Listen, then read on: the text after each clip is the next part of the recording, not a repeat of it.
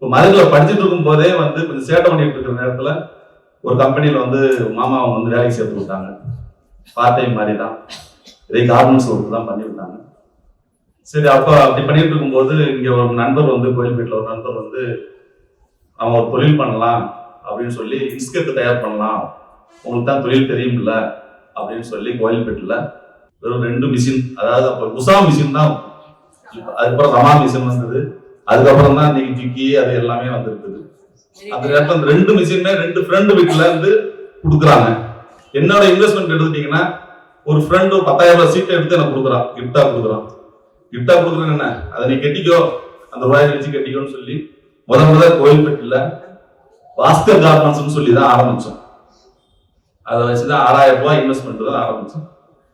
இன்னைக்கு கிட்டத்தட்ட ஒரு 2 பேர் வச்சு ஆரம்பிச்ச தொழில் வந்து இன்னைக்கு ஒரு 3,000 பேர் ஒர்க் பண்றாங்க, 1,500 தொழில் இருக்காங்க.